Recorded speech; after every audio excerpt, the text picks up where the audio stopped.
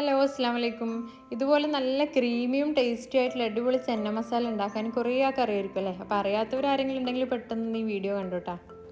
ഒരു പാൻ വെച്ച് അതിലൊരു ചെറിയ പീസ് ബട്ടർ ഇട്ട് അതിൽ കുറച്ച് ഇഞ്ചി വെളുത്തുള്ളി പച്ചമുളക് ചതച്ചത് ചേർത്ത് കൊടുക്കുക. കുറച്ച് ഉള്ളി അരിഞ്ഞതും കൂടി ചേർത്ത് കൊടുക്കുക. ഇനിയാണ് ആ സ്മൂത്ത് ആയിട്ടും ക്രീമി ആയിട്ടും കിട്ടാനുള്ള ടിപ്പ്. പ്രത്യേകിച്ച് ഒന്നുമില്ല, ഒരു വലിയ തക്കാളിയിൽ കുറച്ച് വേവിച്ച് വെച്ചിരിക്കുന്ന നമ്മുടെ കടലയും കൂടി ചേർത്ത് ഒന്ന് പേസ്റ്റ് ആക്കിയിട്ട് അരച്ചെടുത്തിട്ട് നമ്മൾ വഴറ്റി വെച്ചിരിക്കുന്ന ഉള്ളിയിലേക്ക് അത് ചേർത്ത് കൊടുക്കുക. ഇതാണ് ആ കറി അങ്ങനെ ക്രീമി ടെക്സ്ചറായിട്ട് കിട്ടാനുള്ള ടിപ്പ് എന്ന് പറഞ്ഞത് കേട്ടോ.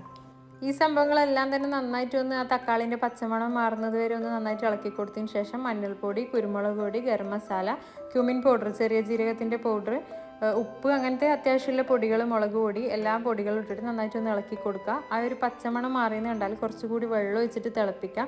അപ്പം തന്നെ ഏകദേശം ഒരു ക്രീമി ടെക്സ്ചർ വരും കേട്ടോ.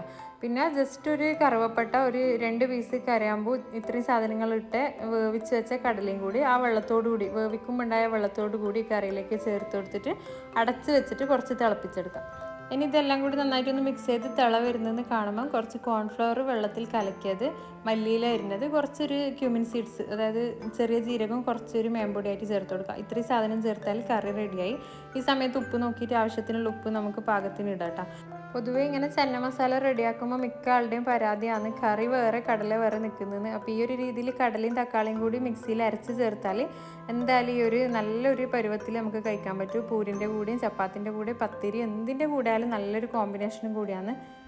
എൻ്റെ ഇന്നത്തെ കോമ്പിനേഷൻ എന്ന് പറയുന്നത് ഈ ഒരു ചെന്ന മസാലൻ്റെ കൂടെ പൂരിയും പിന്നെ വെളുത്ത എള്ളും കുരുമുളകെല്ലാം ഇട്ടിട്ട് ഒന്ന് ഡ്രൈ ഫ്രൈ ചെയ്തെടുത്ത ബീഫും കൂടിയാണ് കേട്ടോ. അപ്പോൾ ബീഫ് ഫ്രൈൻ്റെ റെസിപ്പി വേണ്ടവർ ചാനലുണ്ട്, അത് നോക്കിയിട്ട് ചെയ്താൽ മതി.